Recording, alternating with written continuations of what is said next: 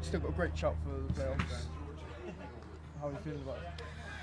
Yeah, it's obviously made it a lot closer. It's brought a lot of teams into contention now.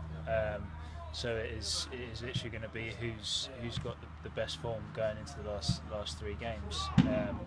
Anything can happen. You know, if we lose on the weekend, it's we've still got two games left, and it could all change again the following week. Like, you know, when we won at home against Barnet, everyone was thinking, "Oh, comfortable. We're happy now. We're going to be in there," and then lose again.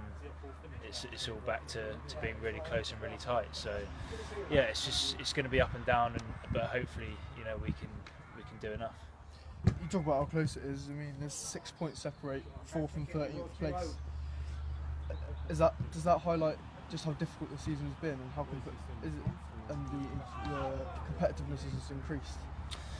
Yeah, I think obviously the gap is narrowed. I think for us, obviously in the first half of the season, had we have managed to replicate our second half in the first half, then we probably would have been promoted already. It's just a case of being consistent enough, and I don't think there's not been enough teams in our division that have had the consistency that you need to have got promoted already and to be comfortable in the playoffs. And the competition, like you say, is very tight. You're coming off a Morecambe team that haven't really got a lot left to play for in the season. Does that put more pressure on you in the game, or is that taking pressure off, or how would you? I'd say, you know, it's a similar scenario to the Barnet game.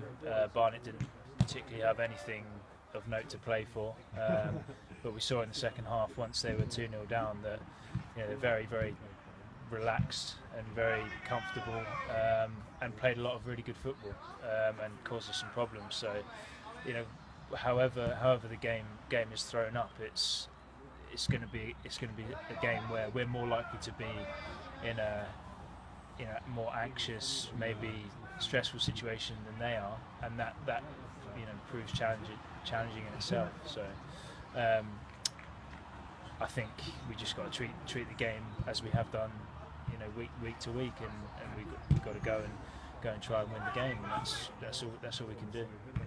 On a personal level for yourself, you've scored 15 goals in the league this season, which is your best scoring season with Exeter so far.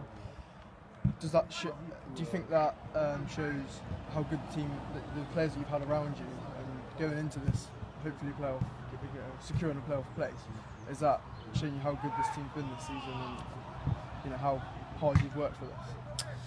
Yeah, I think it's partly that I've been on the pitch longer, I'd say, this season than any other. I've played more minutes, and, you know, there you would have more chances. But yeah, we've got a lot of very talented players, and you know, a lot of young players that have a lot of running in them, and you're always going to have chances when that's the case. And yeah, it's always helpful when you're in a winning team. There's always more chances, and things seem to fall your way. Exeter have been on the fringe of promotion the last couple of seasons. Where would you rank this squad in terms of the other players that you've had in the team over the last couple of seasons? Where would you rank this one in terms of your chances for doing well in the playoffs or reaching the playoffs? I think the team is probably the most tight knit off the pitch, as well as on it, that I've been involved with, and that helps a lot. I think, you know, we're all on a very similar wavelength, where, you know, none of us are sort of too confident, or, you know, most of us are very professional, and I think that professionalism shows. I think every game we try and tough it out right to the final minute, and I think we have got enough fight in us to make the playoffs, but we just don't know what's going to happen between now and the end of the season. So, you know, hopefully we have enough.